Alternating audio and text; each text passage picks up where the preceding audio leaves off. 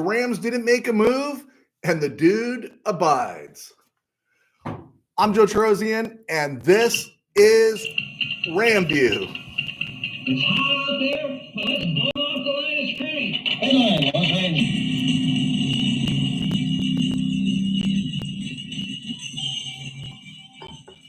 Live from the Ram Cave, I'm Joe Trosian, and this is RamView, the November 1st, 2023 edition, brought to you by Kistler Law Firm. Injured in an auto accident? Need help? Got questions? Call Kistler Law at 661-206-6990. That's Kistler Law at 661-206-6990. And check out KistlerLawFirm.com. That's one word, KistlerLawFirm.com. Kistler Law, they've been fighting for you since 92. And by Temple City Auto Repair. Having some auto issues? Get yourself some John and Henry at TempleCityAutoRepair.com. And of course, by Granite Ridge Christian Camp, a place where your life can change. Rams did not make a move. People are upset, and I'm thrilled that they did it. The trade deadline came and went, and I'm very happy that the Rams didn't do anything. These are not the Raiders, right? Who have to keep cutting bait and reinventing themselves. You know that McSneed has a plan here, and they deserve the benefit of the doubt because we're talking 2 Super Bowls in 5 years after going, 11 or 12 years without a winning record? Yeah, I think we're going to give them the benefit of the doubt. And it's not like this Ram team is bad, right?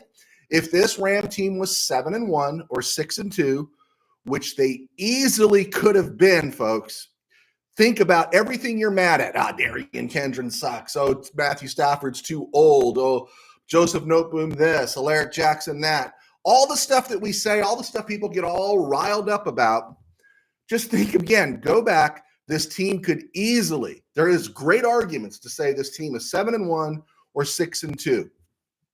Really easy. They got blown out in Dallas. That wasn't even close. We get that. But they gave away those other games, and that's what young teams do, right? If the Rams were 7-1, 6-2, and they didn't make a deal, then I would have some questions because that means they would be 7-1 and 6-2 with victories over the Bengals, likely over the Steelers, likely over the Eagles, which means these are playoff teams, likely over the 49ers, championship contenders. And when you play that well, yeah, then you owe it to go, hey, we're 7-1, 6-2. You need to do something. But they're not. They're 3-5. They're 3-5.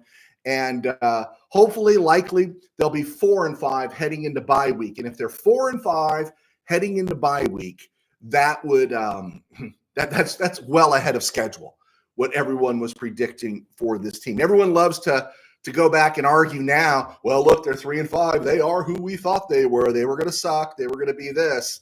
But honestly, be a Ram fan, be as nuanced as your coach and general manager have been these last 5 years. Give them the benefit of the doubt, but see deeper than just what takes place 1 week to the next. See the long play here and be good with it.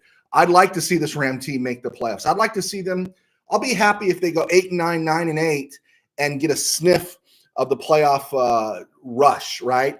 It's the NFC. Everyone and their brother is going to be in this chase for the last wild card spot until the first week of January. So that, to me, in a year that's supposed to be a year of pain, that the Rams could actually compete for a playoff spot, it's a win. So let's stay positive, right? Let's be positive. And I'm going to talk about Chase Young in a moment, but I didn't want the Rams acquiring Chase Young or Burns from Carolina or any of these other guys or Danielle Hunter. Not necessarily. If they're 6-2, 7-1, yeah, this is a great conversation, but they weren't. So until then, I want Ochoan Mathis to get more snaps. I want Byron Young to get more snaps.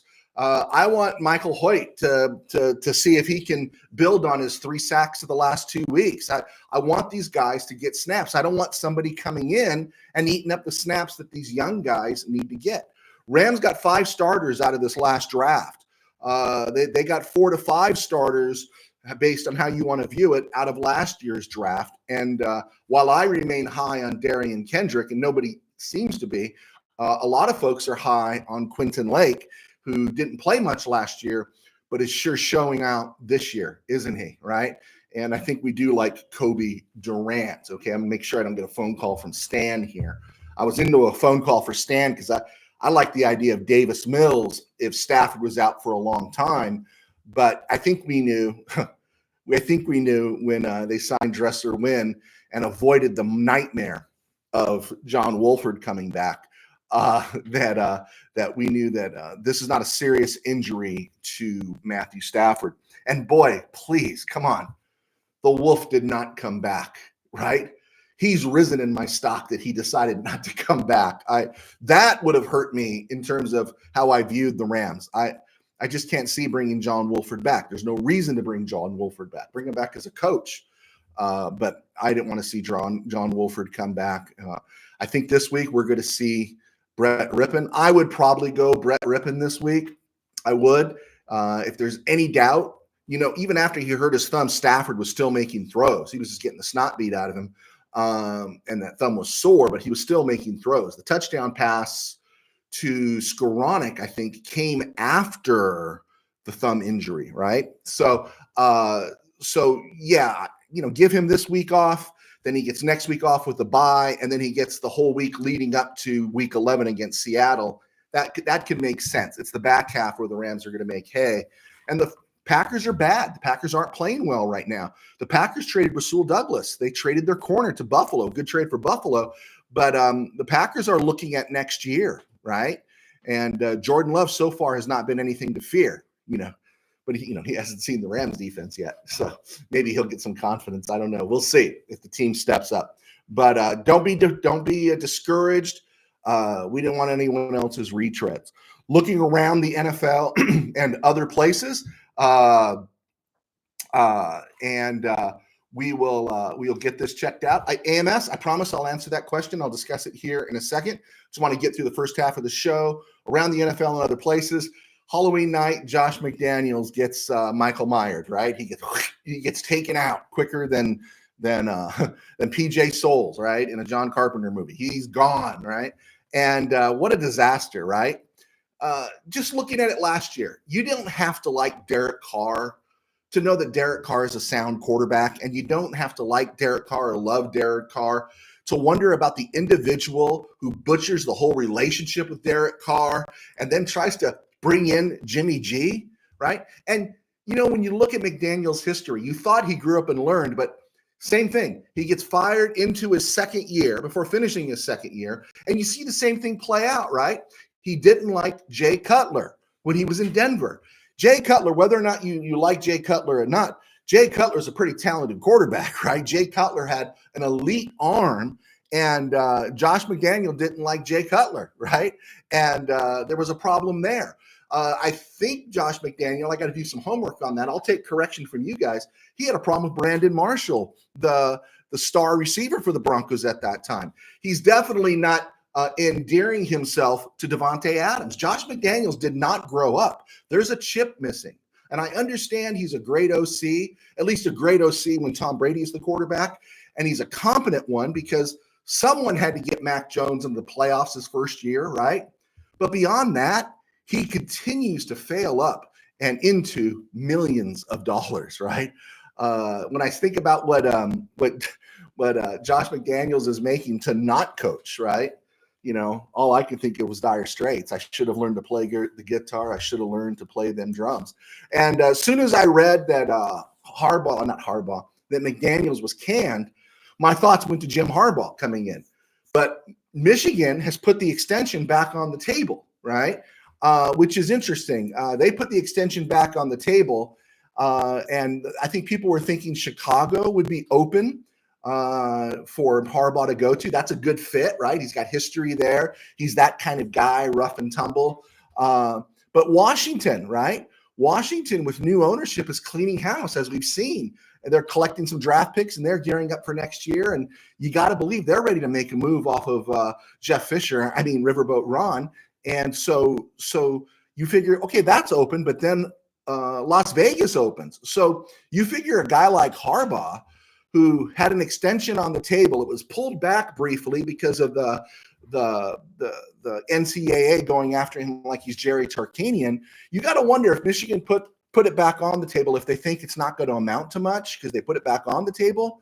But whatever they put back on the table, I'm guessing it might not be enough compared to what now Las Vegas, Chicago, and possibly Washington are going to be offering Harbaugh. And Harbaugh, he can write his own ticket now. So good for him. And I kind of hope he leaves Michigan. I hope he wins the title this year. And then I hope he just moves on back to the NFL. Speaking of Chase Young, everyone and their brother wanted the Rams to get Chase Young. And I don't get it. Chase Young had a fantastic 2020 season. Then we had 21, 22. We're in 23 now. He had a fantastic 2020 season, his rookie year. He did have a bad knee injury. It affected him into 2022, 2021. And he hasn't been the same since. But if there was so much confidence in Chase Young that he's this dynamic edge guy, right? How come he only cost the 49ers a third rounder, right? And why did they not extend him for his fifth year if he was just a great player that got derailed by a bad knee injury? No, I think there's something I think there's a poor motor there. There's something that's not right. Maybe he needs to go to Frisco to, gun his motor again, because his motor got kind of quelled down there in Washington. But I just didn't understand it. It cost the 49ers only a third rounder to get him, which I'm not bad with. This demonstrates how desperate Frisco is.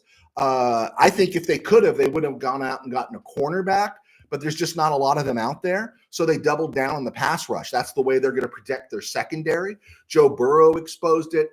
Even Stafford exposed it in week 2 without Cooper Kupp. He exposed it. It can be exposed, right? And so I think they're doubling down on the pass rush, and that's great, right? That's great. I want them doubling down. This is their window. This is our year of pain. This is their window. And if they don't go through this year, can you imagine what's going to happen in Frisco? Deebo Samuel's going to be a year older, banged up. They're going to be into that Bosa contract. Trent Williams is going to be getting older and older. He's already missing games. McCaffrey's going to be older, and he's a back that gets a lot of touches. And if the 49ers miss their window, how marvelous would that be, right? I hear the six-finger man. How marvelous, right? I think that's the worst thing I ever heard, but how marvelous. They need the Super Bowl in Frisco this year. Kind of like the Rams back in 21, when they doubled down on OBJ, when they doubled down on Von Miller, when they made all those moves. They needed to win the Super Bowl that year. They got it done.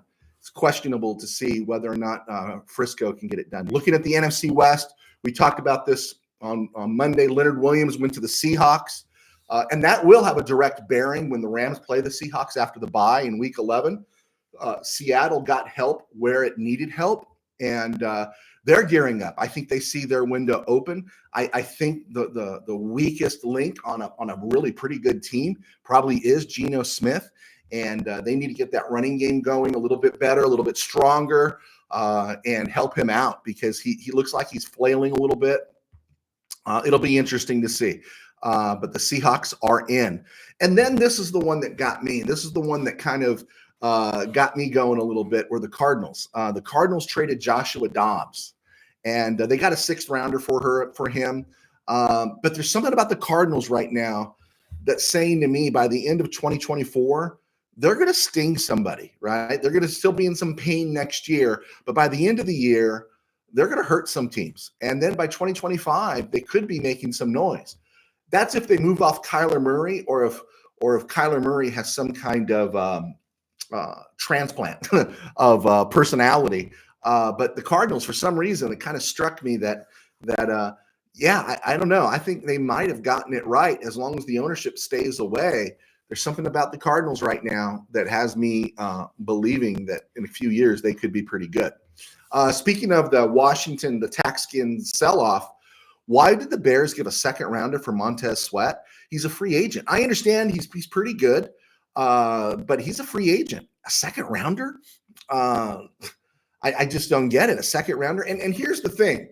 All these years, Jonathan Allen, Montez Sweat, Trey Young, all these guys for the Redskins or Taxskins that we're hearing, the defense is going to carry them this year. The defense is going to carry it. Well, the last couple of years, that defense has been garbage, even with a so-called good front line. And Montez Sweat is one of those guys. And yeah, he's picked up 6-7 sacks a year. Okay. He's also playing with Jonathan Allen. He's playing with some other guys there. And they kept the older guy, right? They kept Jonathan Allen. It makes you wonder. And they got a second rounder for him. That's a great deal for the Taxkins. But the Bears, you're not going anywhere. You know, I've heard people say, they're building towards the future. Well, this guy's a free agent, and the Bears are notoriously cheap. I didn't get the deal, and I wouldn't have given up a second rounder for Montez Sweat.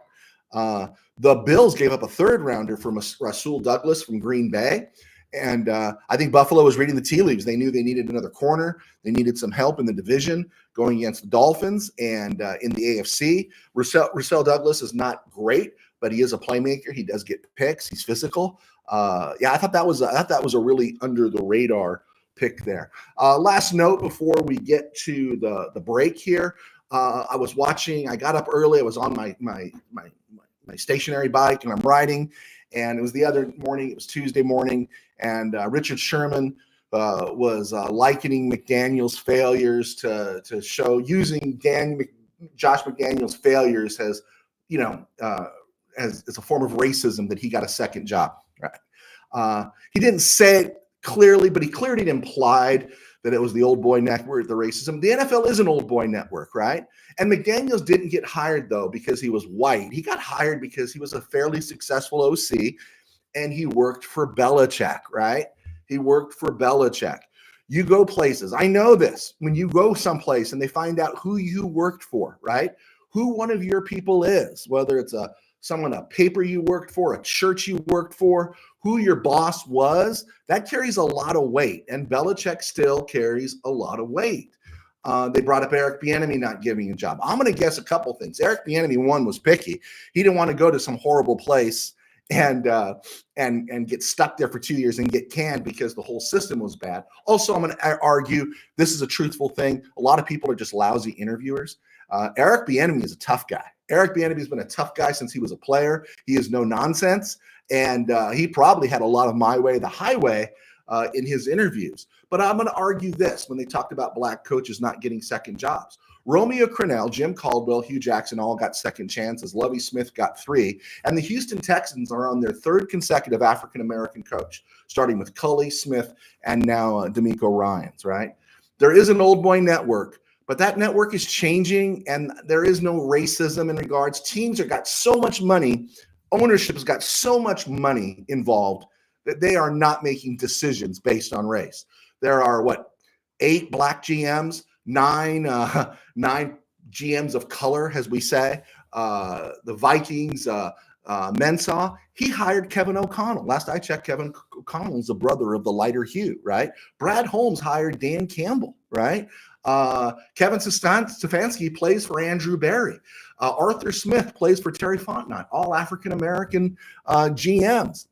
This is changing, and you'll see it change more and more because there are more and more African-American and black OCs growing up out there. And so there's enough stuff going on in the world then for Richard Sherman, who it's just weak cheese, man. It's low-hanging fruit. I got to be pissed off about something, so I'm going to reach for the lowest hanging fruit and try to create controversy.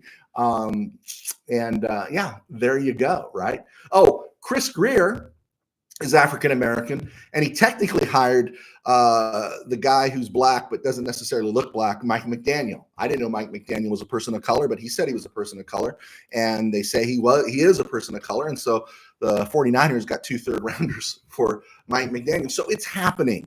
And Richard Sherman, do some other homework and get caught up on other things before trying to create a whole new drama. And, of course, Skip Bayless is there nodding his head because there's not a but he won't smooch. Typical member of the KBM. Okay, AMS, the fastest Ram in the last 50 years. Tutu Atwell? Is that what we're talking about? Tutu Atwell? I'm pro Tutu Atwell. I'm very pro Tutu Atwell. My name is Joe Terosian, and I was a sports writer for 21 years, one of the founding members at Mid-Valley Sports. Those guys, Tim and Dwayne, are still doing football, and they are in the room with the San Diego Chargers. Oh, sorry. the Los Angeles Ishmaelites. Nope, they are the Los Angeles Bolts, the Los Angeles Chargers. That's who Mid-Valley Sports is in the room with. I get to do RamView thanks to our sponsors at Kistler Law. If you have any questions, auto accidents, anything come up, give Kistler Law a call. And of course, by Temple City Auto Repair. I'm blessed. I get to do that. And I write books. My books are on Amazon. I got a couple of high school football novels that were well received. I encourage you to check those things out. Every book purchase helps buy the baby a new pair of shoes. And I do books and I do RamView because it helps sustain me in my day job. I am a pastor of a small church in Burbank, Burbank Faith Nazarene, as well as running Burbank Faith Virtual right here on YouTube. You can check out our Burbank Faith Virtual channel, as well as burbankfaithvirtual.com, Burbank Faith on Virtual on Facebook, and all the other places that we spread ourselves around on social media. That's what we do. And so we thank you for your support. Please check us out on Spotify. We need to make more inroads there. We've made some, but we need more. That audience is building a little bit, so we could use your help. And every time you like, every time you share this link somewhere, it really helps. And you folks have sustained us in a great way. You've really encouraged us a lot. We just want to say thank you. And I say we because we is not just me. We is the sponsors who believed in me. And so I appreciate everything that you guys do. You have questions. I love to answer them, and I try to answer them the best I can. I do get a little excited, and I get caffeinated. I get caffeinated sports-wise when I talk about the Rams. Also, I'm in for my eighth book. My eighth book is called Game Day in the Ram Cave, and I'm working through my third set of edits on it, and I'm hoping to put that out at Christmas time. So I'll let you know how the updates go from there. Okay, Rams updates, make you aware. Steeler fan Rob, I want to see who's faster, Atwell or Calvin Austin. I'm going to go with Atwell because he's a Ram. There we go. Steeler fan Rob, you got stuff to deal with, and I'll help you talk you through it here in a few moments. Rams update. They re-signed Dresser Wynn. He was the undrafted free agent. They didn't even bring him back to the practice squad, right? They kept Brett Rippon, and they kept that kid from Georgia. What's his name? Just keeps slipping my mind. Oh, yeah, Ricky Zire. No, Eric Zire. No, it was Stetson Bennett. And, of course, the news came out that Stetson Bennett won't be back. We hope the non-football injury, the non-football situation is getting worked on. We speculated on that last week. I don't want to go into that again. You just hope the best for Stetson Bennett. Dresser Wynn, I love the name. It's a great name. It's better than Passing Win, but it's Dresser Wynn. Okay. I hope he does well. I hope we don't see him play until next preseason. But they re-signed him. McVay is praising Quentin Lake, which just cracked me up because I felt like we've been talking about that on Monday and last Friday. Injuries, Stafford is his UCL, his thumb is day-to-day. And that's likely why when you hear that it's day-to-day, when you saw the Rams only going after the Wolf and nothing bigger than that, you knew Stafford's going to be back. And so there was no reason to make a big move. Although, I still got a thing for Davis Mills. But yeah, so that's something to keep an eye on. I'd kind of like to see him not play. I think there's a possibility to win in Green Bay without Stafford. So he gets 3 weeks off and he comes back fresh. I hope so. Rob Havenstein did not practice today. He's dealing with the calf injury. Ernest Jones did not practice, but he's been playing the last few weeks with a sore knee. I'm forgiving him all the rest he needs. And then listed in the limited category, guys who practice but were limited.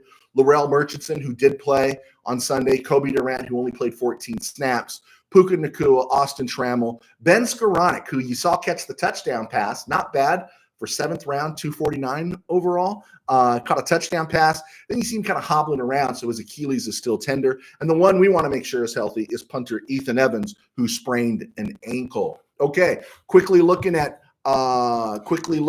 college football, the top 10 there. My top 10, based on what I've seen, my rankings. So Georgia will come into this next week, but right now Georgia's not in there because I haven't taken the time to watch Georgia. So not a poll. Well, I polled myself. College football top 10 based just on what I've seen. Only the teams I've seen. Number 1, Michigan. Number 2, Washington. Number 3, Florida State. Number 4, Oregon. Number 5, Ohio State. Number 6, Texas. Number 7, Alabama. Number 8, Kansas. Number 9, Oklahoma. And back into the top 10 after missing it for several weeks is Ole Miss. I kicked Penn State and Oregon State to the curb. Oregon State, you can't lose that game. You lost last week. You just can't do it. I had to move Utah out because I think their third-string quarterback, when he meets a defense like Oregon's, his limitations do show. USC, you can't give up 49 to Cal and expect to be in anybody's top 10. North Carolina, you're disgusting. Notre Dame, I'm going to see if they beat Clemson badly. If they beat Clemson by 4 touchdowns, I might elevate them back up. Louisville is on the brink. Louisville is 7-1. Duke, UCLA. I'm interested to see if UCLA can escape Arizona. Arizona's 5-3. I think they're the surprise of the Pac-12, and they could be giving teams fits. USC, Washington is this week. There's a lot of people talking about USC winning this game. Unless Michael Penix is hurt, I don't see it. Oregon cannot have a letdown against Cal. Oregon is better than Washington. I'm keeping Washington where they are, but I think Oregon is the best team in the West. I hope Rutgers beats Ohio State. Kansas State is playing Texas. Kansas State's 6-2, and Texas is going to be without Quinn Ewers, who's got a shoulder injury. So I'm going with the Wildcats. I'm going with Kansas State. Alabama, LSU should be good. Kansas, Iowa State. See if Kansas has any kind of a hangover after beating Oklahoma. Oklahoma gets another tough one. They get Oklahoma State. Oklahoma State's 6-2. They're no chump. And of course, Ole Miss goes or plays Texas A&M, who's 5-3. So college football getting interesting. Another big game is Missouri, who's in a lot of folks' top 10 right now.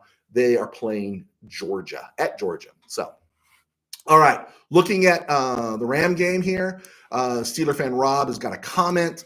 NFL should be able to afford a regular crew of referees. These refs are killing the league. These refs are full-time, Mr. Rob, right? They're full-time out there in Missouri. Yeah, there's some problems. Week 9, Rams-Packers, November 5th, 2023. All-time, the Packers lead the series 47-6. They lead in the playoffs 2-1. And they drafted Luke Van Ness, Luke Musgrave, Jaden Reed, Tucker Kraft, and Andres Carlson out of Auburn this last year. They have played the Bears, the Falcons, the Saints, the Lions, the Raiders, the Broncos, and the Vikings. And currently they are struggling, right? We see how much they are struggling. They got a nice defense. It's not great. Rudy Ford at safety. We thought he would play well. He's playing well. Zaire Alexander is not playing as well as he has in the past. Off-ball linebacker Devondre Campbell is okay. They extended Rashawn Gary, which I wouldn't have, and he's okay. Preston Smith is doing what a 31-year-old should do.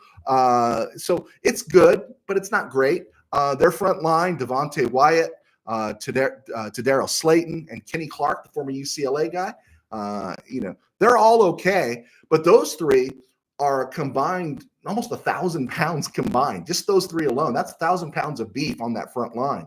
And that's what the Rams are going to need to move, because the Rams defense is good enough, but this game boils down to really the Rams offensive line moving the pile. It really does. This is a game made for Kevin Dotson and Steve Avila to really pound the rock, okay? We don't, again, want to expose Brett Rippon to too much pressure. We want pound the rock, and we want safe, easy throws for Brett Rippon. And if the Rams could pull this off, it'd be a nice win. They'll be 4-5 heading to the break. That's excellent. That is excellent. I projected them being 3-6. And I guess it's excellent if you don't look at the games they gave away.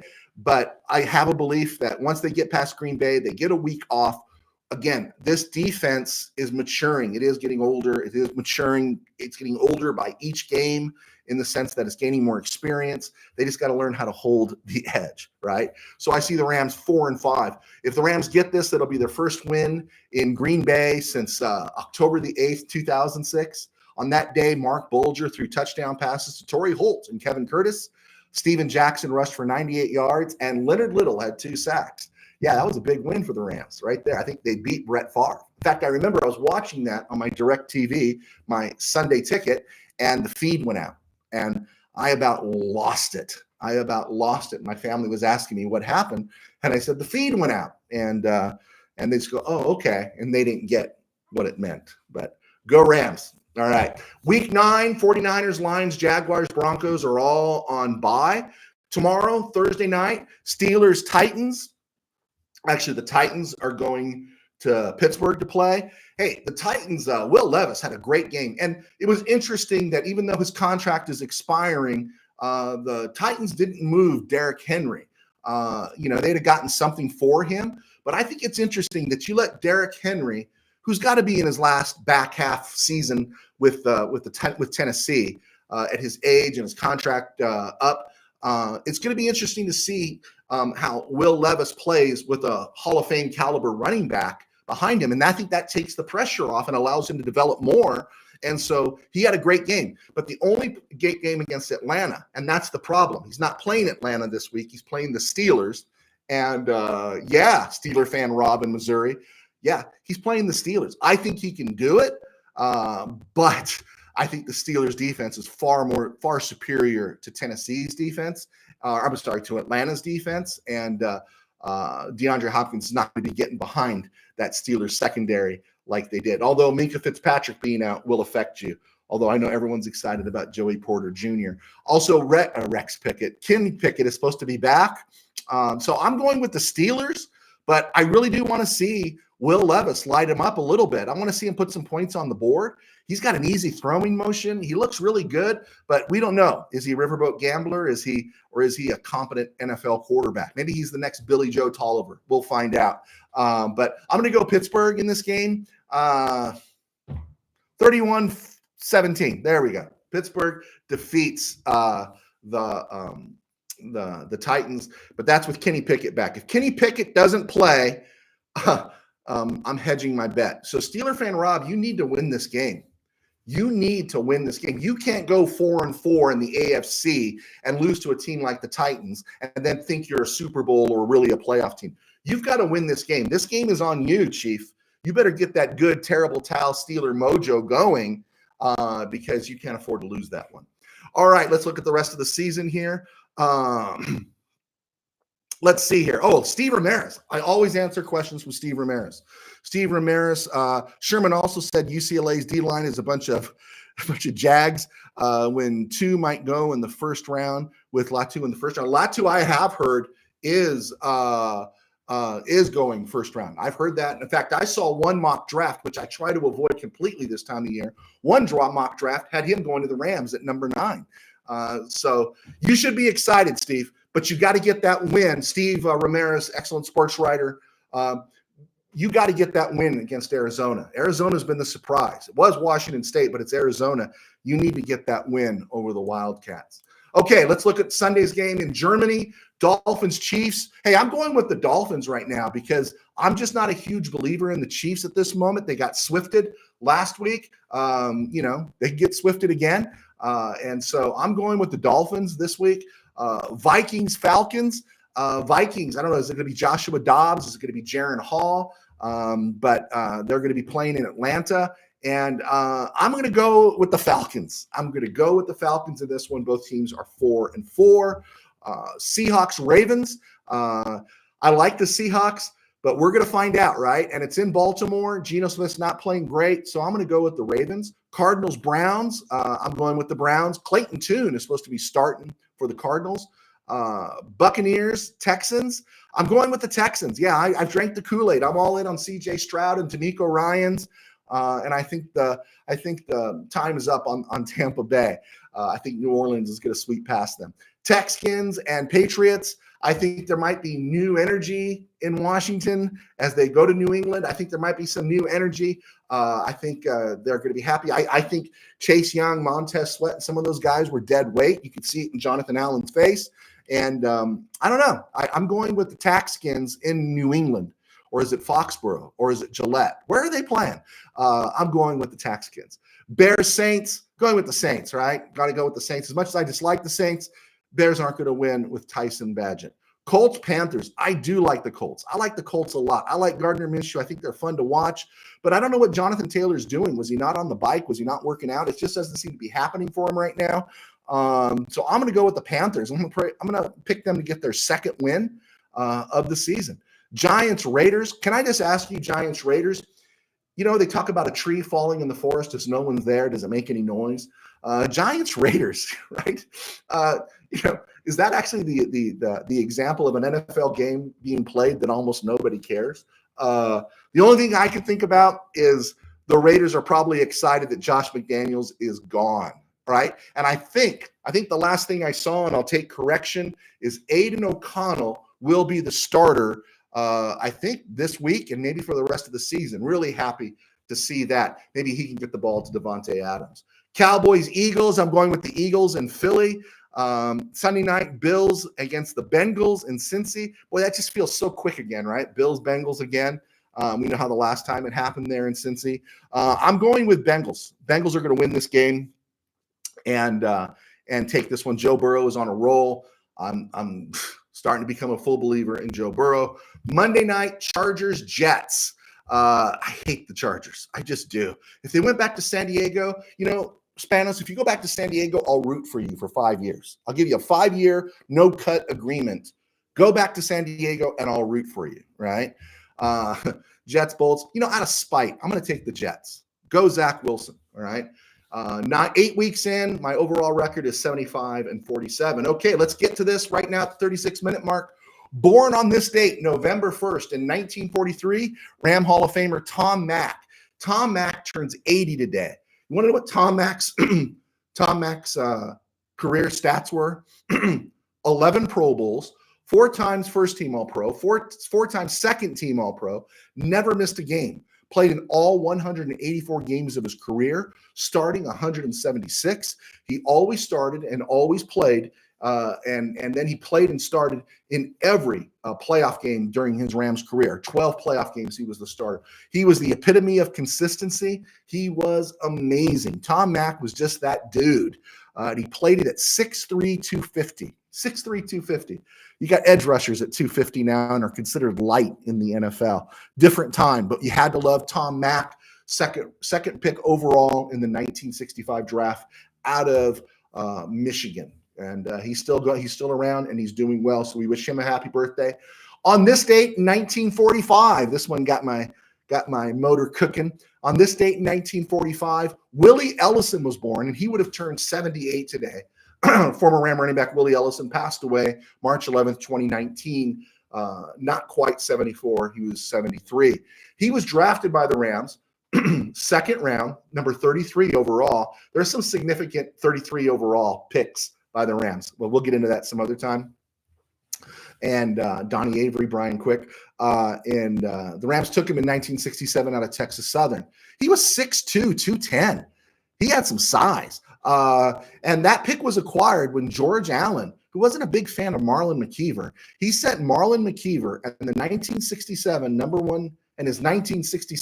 one pick to the Vikings for that turned out to be Alan Page, right? Now, where did Alan Page fit in with Merlin Olsen and everybody else? There probably wasn't a place for him at that time, but Alan Page became a Hall of Famer, and he became that guy that Ram fans hated that played for the Vikings. But in return for McKeever and that first-round pick in 67 that turned into Alan Page, the Vikings sent to the Rams Hal Bedsole, Tommy Mason, who was the key, and that other pick, that second rounder that became Ellison. Just for the record here, Mason, after Allen went to the Redskins, Allen traded for Mason, and he sent a draft pick to the Rams in 1973. Mason was traded to the Skins in 1971, and the Rams used that pick in 1973 to draft a guy named Cody Jones, number 129 overall. Ellison saw significant playing time in 68 with Les Josephson out. He rushed for 616 yards, caught 20 passes, scored 7 touchdowns. And so interesting about Rams history is that Rams team in 1968 went 10-3-1 and missed the playoffs. I think it's because they had 2 losses to the Colts. I think that's right. Steve Ramirez will correct me. Ellison didn't really get a chance to start again until 1971 when he rushed for 1,000 yards. He was the second Ram after Dick Bass to rush for 1,000 yards, which again is something that's pretty interesting, is because you say Dick Bass, Ram fans know him. You say Lawrence McCutcheon, Ram fans know him. But Willie Ellison is lost. That 1,000-yard season in 1971 is often forgotten because McCutcheon was followed by home run hitter Wendell Tyler, followed by one of the greatest running backs ever in Eric Dickerson. And then you go through Marshall Faulk, you go through Steven Jackson, you go through Todd Gurley, and Ellison's kind of forgotten. But Ellison was a really good back. You know, he had his time. It wasn't a long time, but he had his time. In that 1971 season, he set an NFL record in New Orleans, rushing for 247 yards. That lasted until opening day 73, when O.J. Simpson ran for 250. Ellison rushed for another 764 yards in 72, but with Jim Bertelsen and Lawrence McCutcheon on the roster, Don Klosterman dealt him to Kansas City Chiefs, where he rushed for 400 yards in 73. And then by 74, he was winding down and was cut in 75. But that Ellison trade happened on January 29th, 1973. Again, a Don Klosterman deal where he was sent to the Chiefs along with Pete Beathard, the former USC quarterback. And the Rams got back Bob Stein, who Klosterman was familiar with in Kansas City. Bob Stein came over. He was a backup linebacker for a couple years. And 2 draft picks, the number 2 and a number 4 pick in the 1973 draft. That second round pick, 42nd overall, was a guy named Jim Youngblood. And the 4th round pick, 95th overall in that 73 draft, was Eddie McMillan. McMillan was a starter at cornerback for the Rams for several years. Jim Youngblood played at a high caliber for the Rams, including Super Bowl 14, for a decade. And Don Klosterman special, and that was the result of Willie Ellison. How's that, huh? Is that fun or what? Love doing RamView. Let's look at some of the questions here. Tim Burns was 12-4 last week. Whoa, good job, Tim. I actually bounced back. I went 10-6, but there's some things, you can't control, and I foolishly took the Rams when I shouldn't have. Okay, folks. Yeah, we've hit the 40-minute mark. This is RamView. Thank you so much for clicking on.